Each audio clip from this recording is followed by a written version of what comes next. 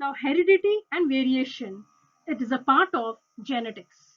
What actually is the word genetics? Genetics is nothing but the scientific study of heredity and variation. It is a branch of biology which deals with the concept of genes. It deals with inheritance. It deals with heredity. It also deals with variation. Now, what do you mean by heredity? Heredity is not a small term to be defined. It is a transmission of traits or characters from one generation to the next. How it has been transmitted? Who is the one who is responsible for the transmission of character from one generation to the other generation? Mendel used the word a factor. This factor is nothing but called as genes. In short, we can say genes are the one which are transmitted from one generation to the next, which is responsible for inheritance or heredity. Mendel, he started his work before the discovery of mitosis, meiosis, chromosomes, and far more before the introduction of microscope. Now, when I'm using the term variation, variation can be seen when a sexual reproduction takes place. The product of asexual reproduction in plants, you can call them, or in animals, are nothing but called as clones. But when we say the organisms are produced by sexual reproduction, which are the offsprings or the progeny, they are identical to their parents, they are identical to their grandparents, they have the characteristics of both the parents. That means they have the inherited characteristics of both the parents. So these are nothing but called as variation. The variation is because of the sexual reproduction. It is demonstrated, as you can see over here, it is demonstrated by the difference appearance that offspring shows from parents and siblings. Variations mean difference. At the same time, the differences is because of reproduction. But which type of reproduction? It is nothing but sexual reproduction. That means the genetics is made up of two parts. One is heredity and variation.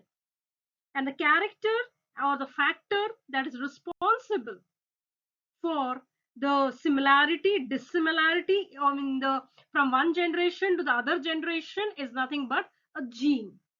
It's a factor. The word factor was introduced before the word genes came into picture. Next, how will you differentiate between heredity and variation? Heredity is nothing but a mechanism which transmits the characters. These characters, they might be same, or they might be identical, or they can be even different from the parent to the offspring. But what do you mean by variation now? These are the visible differences shown by the individual within the offspring and the species. The second point of difference is heredity is not responsible for the diversity within the population. But when you say variation, it is responsible for the diversity within the population. The diversity within the population is because of variation in the population. Next, heredity has no role on evolution of the species, but at the same time, evolution is due to variation.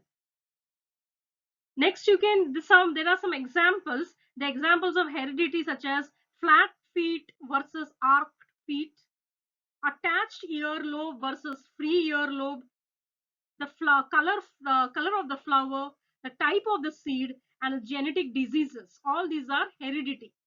But when you call variation, when we call the differences between the species and the offsprings, this example of variations can be eye color or the skin color or the dimples on the chin or the freckles and other some examples. So these are the main differences between heredity and variation. But both heredity and variation are linked with what we call it as genetics. Now, as already we know the what do you say, the proverb, a concept, like begets like. Now, what is this like begets like? Living organism produces its young ones. That is nothing but sexual reproduction. That young ones, it's similar to its parent. That means a dog can give rise to puppies. A mango tree is given is grown because of mango seed. It's not because of the what do you call um, the pineapple seed, or it's not because of the watermelon seed. Mango tree is because of mango seeds. That means a life is because of an identical source. Life is because of an identical source of its own kind. It's called as like begets like. That means this kind of making one's copy is due to the replication of DNA. And DNA is nothing but a genetical material that is involved in the transmission from one generation to the next generation. This is nothing but like begets. To explain the proverb like begets like, that is a mango plant, a mango tree is because of the mango seed. The young ones are identical to their parents. Let's see some of the history of genetics. Who who coined the term genetics? It was a British geneticist named William Batson in 1906. He coined the term genetics to describe the study of heredity and biological inheritance. Biological inheritance. Inheritance means there is something which is inherited from parents to the offspring or the progeny. That something, the study of that something is nothing but genetics. And that word something is nothing but genes. So we're discussing about the inheritance, heredity, variation. One of the famous scientists who is called as the father of genetics, the name of the scientist is Gregor Johann Mendel. Gregor Johann Mendel, he gave the scientific explanation for inheritance in the year 1866. He used an experimental plant, which is a common plant, which we all know, it's a garden pea. The botanical name of garden pea is nothing but Pisum sativa. He is called as father of genetics because he studied the genetics. He was the first person to study the genetics of pea plant in its 19th century. But but one problem was his work was remained unnoticed till he survived. It was only after his death some more scientists worked on the same path, same track of what Gregor Johann Mendel worked, and then it was recognized as one of the best work in the field of genetics. Next, there was one more inheritance, a process of inheritance, which is called as blending inheritance. Now, what is actually blending inheritance? Now, when we say sexual reproduction involves the fusion of sperms and the egg, that is a fusion of male gamete with a female gamete giving rise to zygote. It does not mean that both the gametes they are totally intermingled with each other. Whatever character, whatever progeny is obtained, in some cases they're either identical to the mother or to the father. It is never in between. But according to this blending inheritance, they were in a verge of showing that the blood or the heredity units of both the parents they get mixed in the offspring. But this concept did not have any example to explain, because suppose for example offspring of a black and a white horse were black, and they were not gray. That means the mixing of the black and white did not take place. It was either black or white horse. That means the blending concept or the mixing concept or the blending inheritance was not achieved. That's the reason why this blending inheritance failed. Okay, that means spermatozoa and the egg contain essence from various parts of the body. They show blended to form a pattern for a new individual. They blended, but they did not never mixed with each other. Next, if you can see here what they're showing over here, there are some capital letters and there are some small letters. This capital and small, it resembles something. Now, what does it resemble? That will come to you will come to know in your next slide. This just to show that when you are what is blending, this is red color and this is white color. So red and white, when they're mixing together, they're giving a pink color. But this was not the case in case of human beings. The sperms and egg, when they were fused with each other, they were not mixed with each other. Either the progeny had some characters identical to the for one maternal or paternal.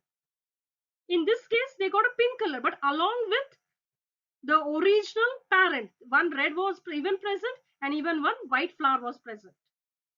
This shows that the genes from the parent and the genes from the mother, they were separate even though they were together.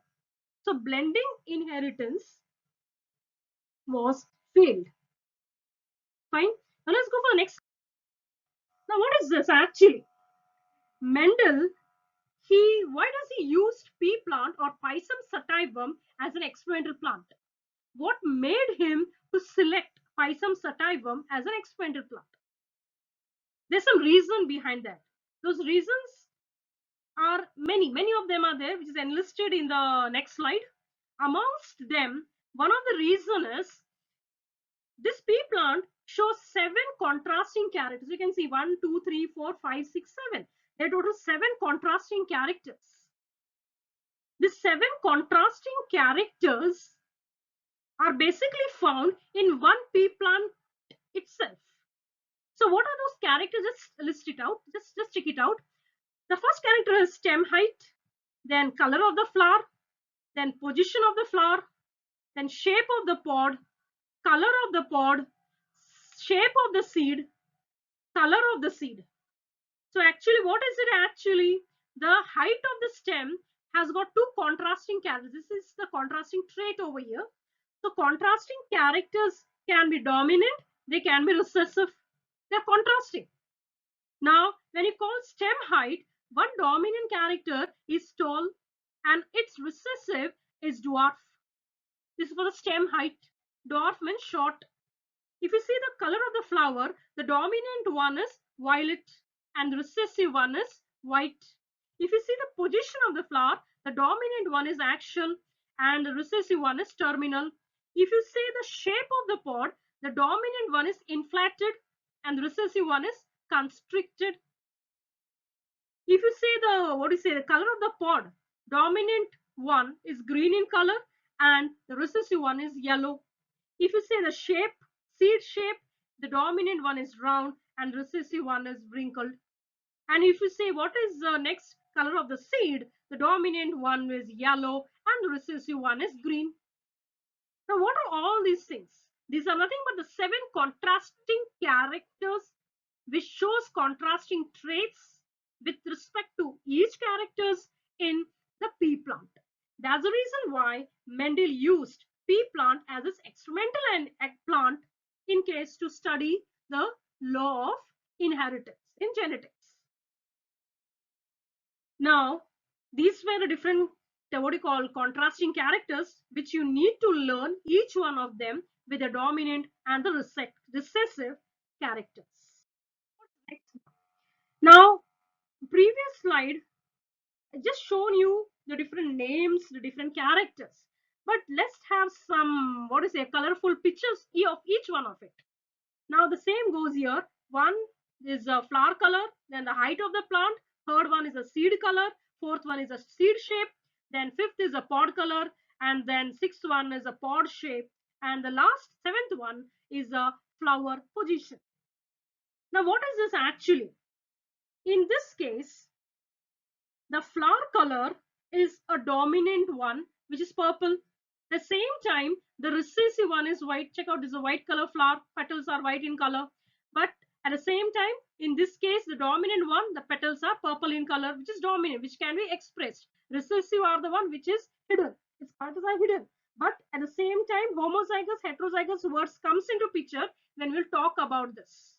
That later on I'll discuss about it in the different, in the what to say, different factors, is different what to say, the definitions involved in genetics.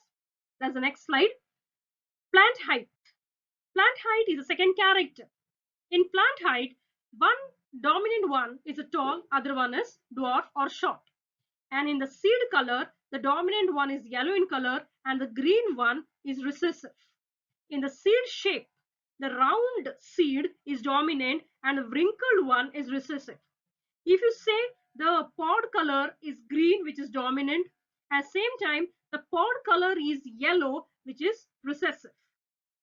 If you talk about the position of the flower, the axial, in the axis position. So in this axial position, the flower is dominant, and if the flower is at the terminal position, it is recessive. These are the 7 contrasting characters of the pea plant or the Pisum sativum, which was used as an experimental plant in when studying inheritance or heredity, or in genetics. In short, I can call genetics. What is it?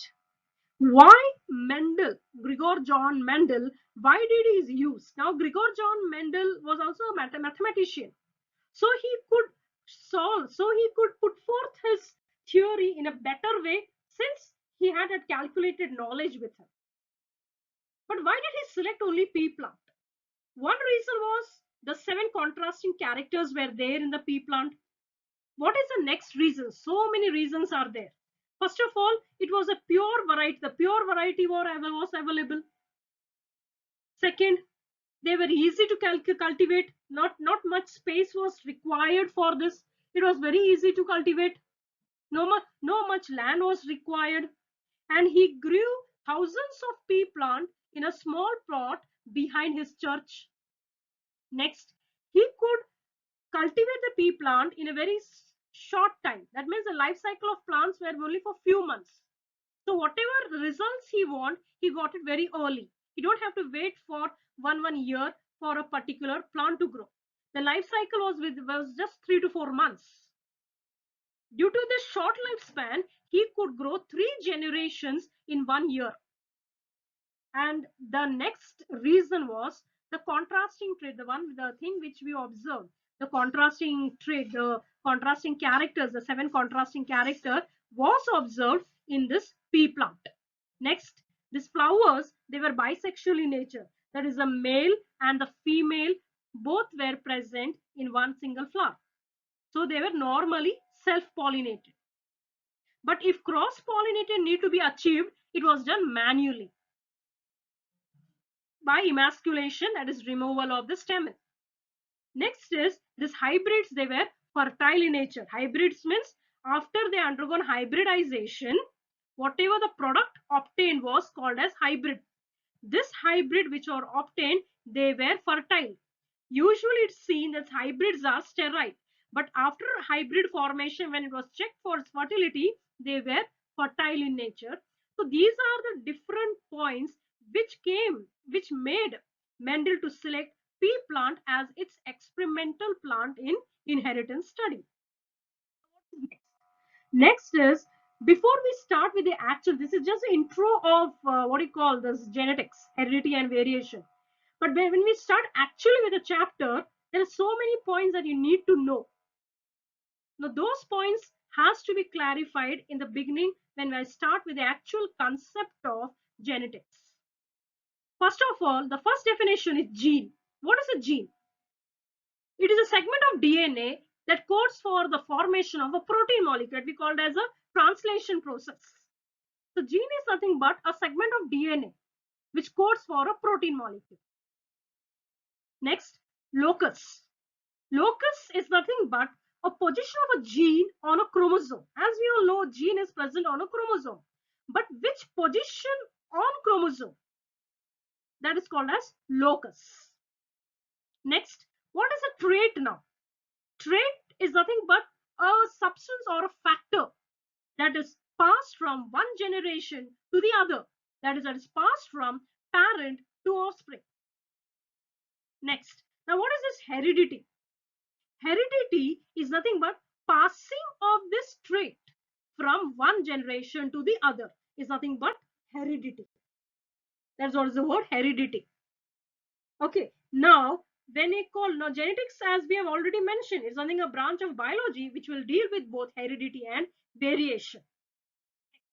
There are some more definitions in genetics. Those are amongst them. One of them is dominant alleles. Now, what is dominant alleles? Before we go for the word dominant, what is allele? Allele has got one more term, allelomorphous. Allele is nothing but alternative form of a gene or a factor. Alternative form of a gene. It's a form of a gene or a factor. It's nothing but allele. It was coined by a scientist called Batson. Now, so what is dominant allele now? Dominant alleles are nothing but that can express its trait. That is, these traits can be expressed in the presence of an alternative allele. Suppose this is allele, capital B and capital B. These are two alleles of one single trait. This one capital B is the allele and the other one is the other one more allele. So this is of expressing one trait. So these both are expressed in terms of capital letters. So these traits, they can be expressed in the next generation because they are dominant. But when we talk about recessive allele is expressed in terms of small letter, lower letter. And this recessive allele can be expressed if both are recessive.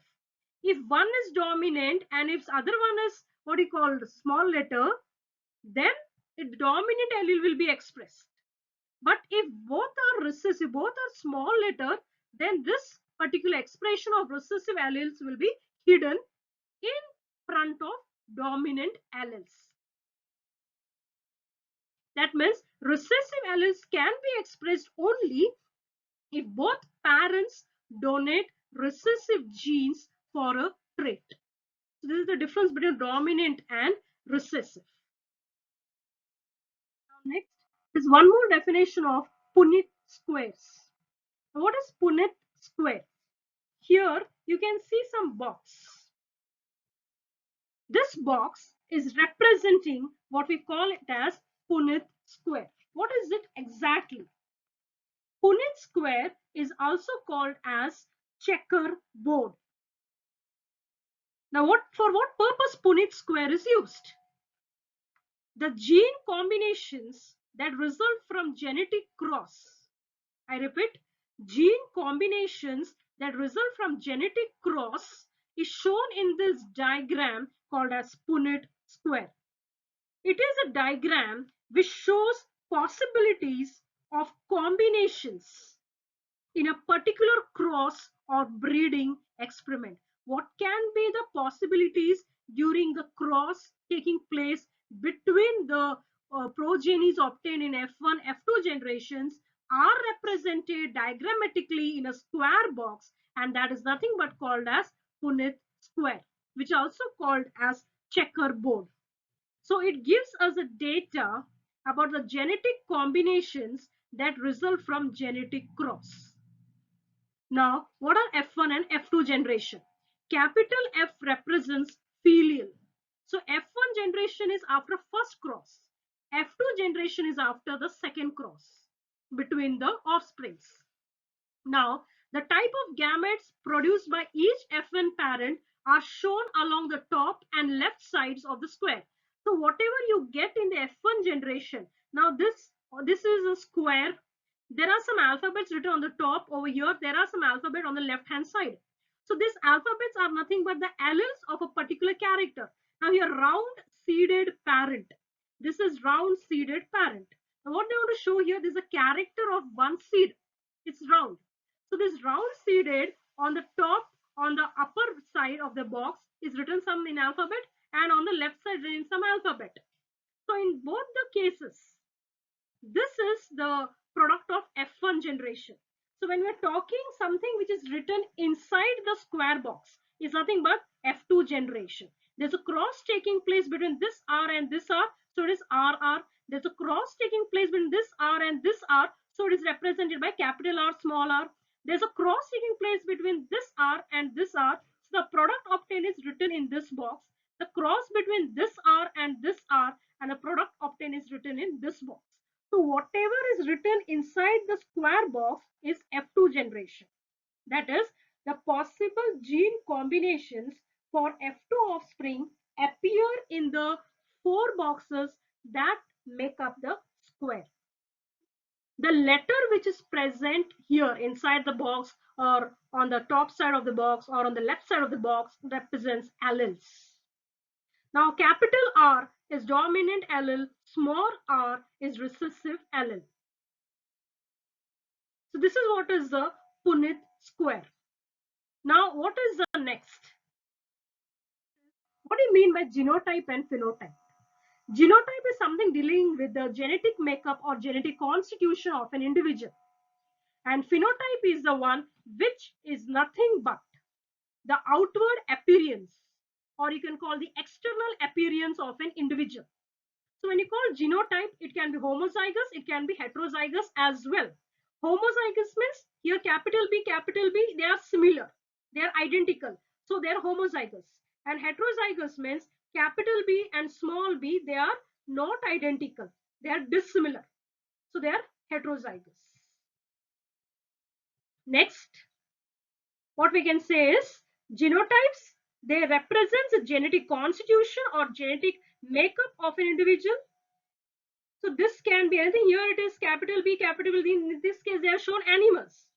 So phenotypes are the one, how does this animal appears to be. But genotype, when you call, what is their genes present. Now here capital B, they are homozygotic phenotype, genotype. Here capital B and small p, this is heterozygotic genotype. But when you call small b, they are again homozygotic, but they are recessive. But these two are the dominant because capital B are present, so they are dominant. Here capital B is absent, so they are recessive. So this is about the genotype side. Now what is this? Monohybrid cross and dihybrid cross. One more definition which goes along with the genetics. Now in monohybrid, it is the cross between homozygous individual with different alleles for a single gene locus of interest. Now what do you mean by this? In this case, a single pair of genes is involved. That means if you say a single character, if a single character among the 7 contrasting character is taken from the pea plant, suppose it is the height. So that height can represent as tall or dwarf. That means a single character is taken for the crossing. So that is nothing but monohybrid cross. So you can call it is heterozygous for one trait and is produced in a cross between 2 pure parents which differ in their single pair of contrasting characters. What is written? A single pair of genes is involved. Only one character is considered in case of monohybrid ratio. For example, hybrid tall produced in a cross between pure tall and dwarf parent. The ratio of this monohybrid is 3:1, phenotypic ratio. Next is, what is this dihybrid cross now? It is a cross between individuals of within different alleles for 2 gene loci of interest. That means 2 pairs of genes are involved in dihybrid cross. That means in dihybrid cross, 2 characters are taken, 2 independent characters are considered and studied in dihybrid cross. But the phenotypic ratio is 9:3:3:1. This is what about the monohybrid and dihybrid. Again, I repeat, in monohybrid, one single character is taken. But when I call dihybrid, 2 characters are taken. And this monohybrid cross will support the law of dominance and the dihybrid cross will support the independent assortment of alleles. Now, this is about the monohybrid cross and dihybrid cross. Some more definitions: back cross and test cross. Now, what is this back cross and test cross? Back cross is nothing but the cross of F1 hybrid to one of the homozygous parent. It's a cross between the F1 hybrid with that of the homozygous parent. For example, if the crosses of the F1 hybrid is capital D small d and the homozygous parent is capital D capital D, or it can be the cross between this of F1 hybrid if it is capital D small d, so even the cross will be between the homozygous parent small d small d. At the same time, what is a test cross now? The cross of any individual to a homozygous recessive parent. Now this can be cross of any individual to homozygous recessive parent. The parent should be recessive, something like small d, small d. That is what is test cross. And it is used to determine if the individual is homozygous dominant or heterozygous dominant. Means test cross is used to determine whether the individual is homozygous dominant, means whether the individual is capital D or the individual is capital D small d, that is heterozygous. Fine. So about monohybrid and dominance already we have explained you. Monohybrid is nothing but the offspring of the two parents that are homozygous for alternate alleles of gene pair. And dominance is the one which can be expressed in generation even though they are homozygous or